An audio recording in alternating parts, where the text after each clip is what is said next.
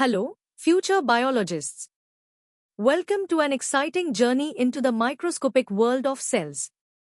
Today, we are diving into cell, the unit of life, to explore a fascinating, often overlooked part, non-living substances or cell inclusions.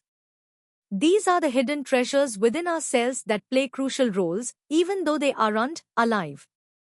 We'll start with the basics, then gradually uncover deeper complexities, exploring their chemical makeup, physiological importance, and even their impact on health and technology. Get ready to unlock the secrets held within these tiny cellular components.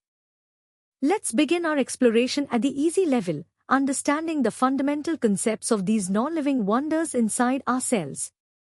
What exactly are cell inclusions? Imagine them as temporary storage units or waste bins within your cell's cytoplasm. They're non-living, meaning they don't carry out metabolic activities like breathing or growing, unlike organelles. They are inert, just sitting there, waiting for the cell to need them or to get rid of them. Think of them as raw materials or byproducts. They're not permanent fixtures, they come and go as the cell's needs change. Cell inclusions can be grouped into three main types based on what they do. First, we have stored food materials, like the starch in a potato cell or fat droplets in your body, kept for future energy. Second are secretory products, useful substances the cell makes and releases, such as digestive enzymes. And third, excretory products, which are waste materials the cell needs to get rid of, like certain crystals in plant cells. Each type plays a distinct but important role. Now, let's test your understanding with a few practice questions. Take a moment to think about these. Question 1. Give 2 examples of stored food materials found in cells. Question 2. Are cell inclusions metabolically active? Justify your answer in one sentence. And question 3. Name a non-living substance found in plant cells that helps in defense. Good luck! Ready to dig a little deeper?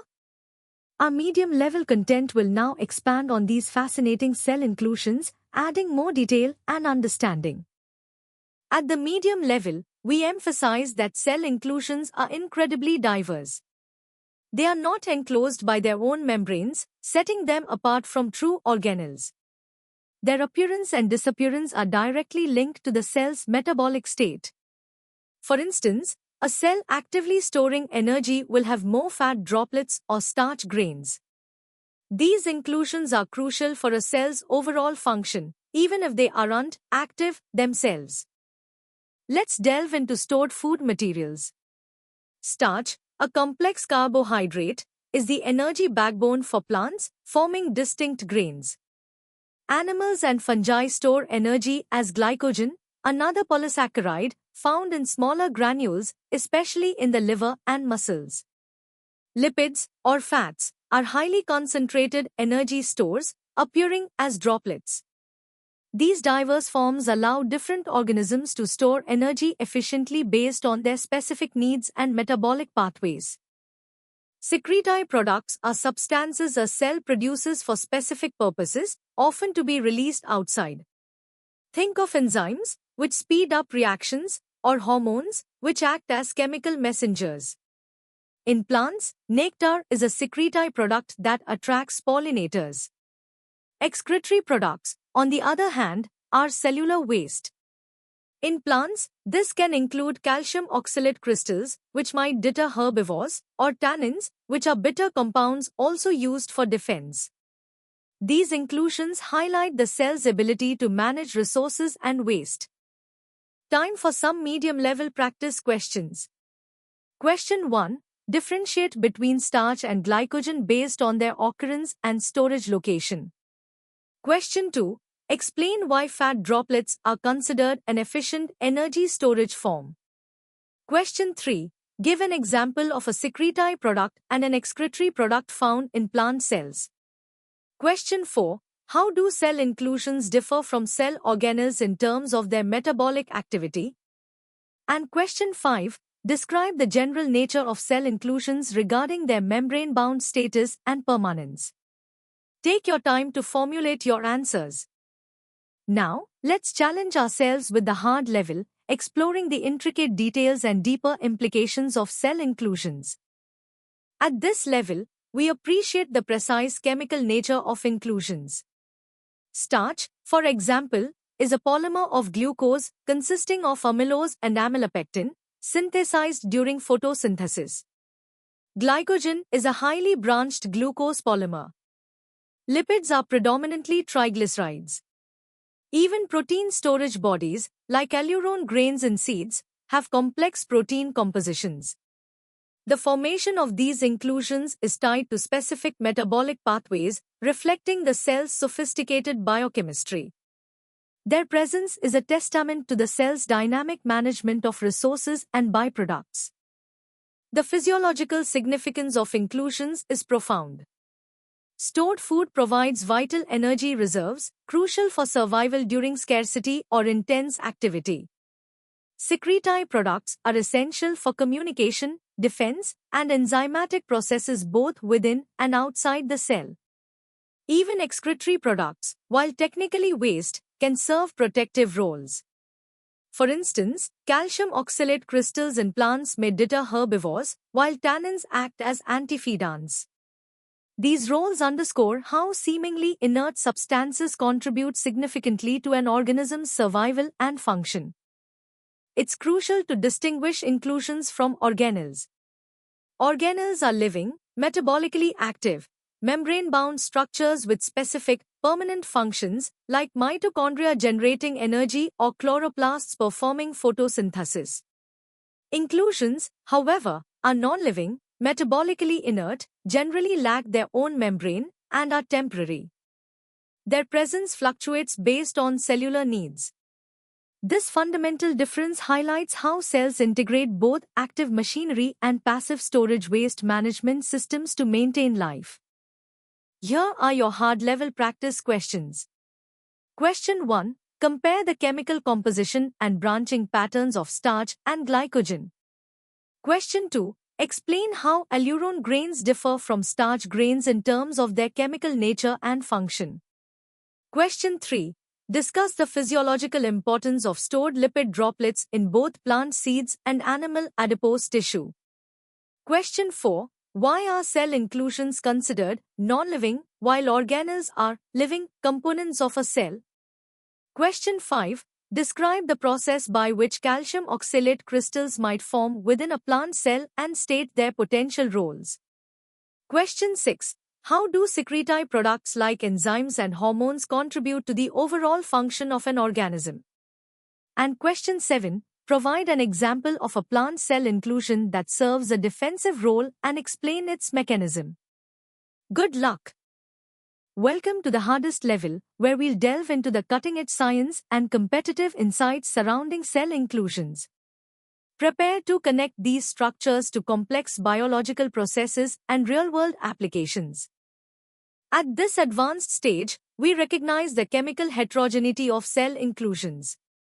They encompass complex carbohydrates like starch and glycogen, various lipids including triglycerides and phospholipids, and diverse proteins forming crystalloids or allurone grains. Even pigments and numerous secondary metabolites, from alkaloids to tannins, fall under this category. Each possesses unique polymeric or crystalline structures that dictate their cellular localization and solubility.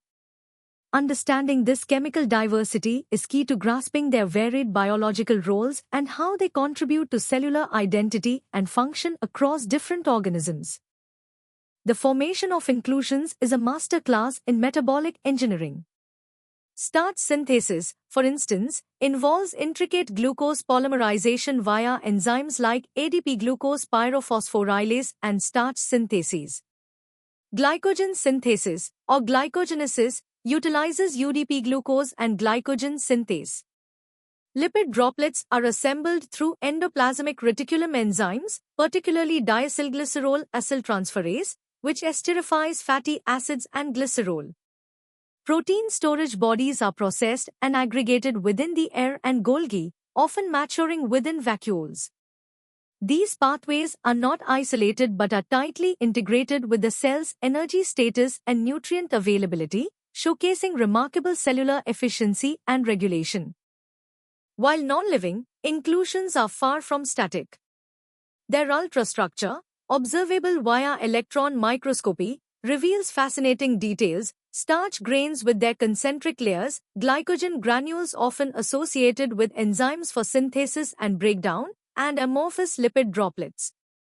This dynamic nature means they are continuously synthesized and degraded, reflecting the cell's adaptive responses to energy demands, developmental cues, and environmental stresses.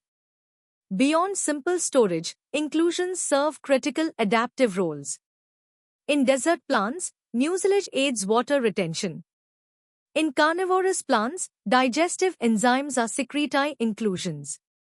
Calcium oxalate crystals not only deter herbivores but also regulate calcium homeostasis and detoxify heavy metals. Tannins and alkaloids act as potent chemical defenses, highlighting their evolutionary significance in plant survival. The study of inclusions extends into clinical and biotechnological realms. Genetic defects in inclusion metabolism lead to severe pathological conditions, such as glycogen storage diseases where glycogen accumulates excessively, or lysosomal storage diseases involving lipid buildup. These conditions underscore the critical importance of balanced inclusion synthesis and degradation. Biotechnologically, plant secondary metabolites, like the anti-cancer drug Taxol, are valuable pharmaceuticals. Starch is a crucial raw material for bioplastics and biofuels. Understanding the biosynthetic pathways of inclusions allows for metabolic engineering, enabling us to enhance the production of these valuable compounds for human benefit, bridging fundamental cell biology with real-world applications. Now, let's tackle the first set of hardest-level questions. Question 1. Detail the specific enzymes and precursors involved in the synthesis of starch and glycogen, highlighting key differences. Question 2. Explain the role of the endoplasmic reticulum and Golgi apparatus in the formation and packaging of protein storage bodies in plant seeds. Question 3. Discuss how the dynamic nature of cell inclusions, despite being non-living, is crucial for cellular homeostasis and adaptation. Question 4. Beyond energy storage, elaborate on two distinct adaptive physiological roles of cell inclusions in plants, providing specific examples. And question 5. Describe the ultrastructural characteristics of starch grains and lipid droplets as observed under an electron microscope. Continuing with the hardest level questions. Question 6. How do defects in the metabolic pathways related to cell inclusions manifest as clinical conditions in humans? Provide specific examples. Question 7. Discuss the biotechnological potential of plant secondary metabolites found as cell inclusions, citing examples. Question 8. Explain the regulatory mechanisms, including hormonal control, that govern the synthesis and degradation of glycogen in animal cells. Question 9. Compare and contrast the functions of calcium oxalate crystals and tannins as defense mechanisms in plants. And question 10. Propose a hypothetical scenario where altering a specific cell inclusions synthesis pathway could offer an advantage in agriculture or medicine. These questions require deep thought and synthesis of knowledge. And that brings us to the end of our in-depth exploration of non-living substances and cell inclusions. From basic definitions to complex metabolic pathways and real-world applications, we've covered a vast landscape. We hope this journey has deepened your understanding and sparked your curiosity about the incredible intricacies within every cell. For more such engaging and comprehensive educational content, visit synapse.omaps.in. Don't forget to subscribe to our channel for regular updates and to continue your learning adventure. Keep exploring, keep questioning, and keep growing. Thank you for joining us.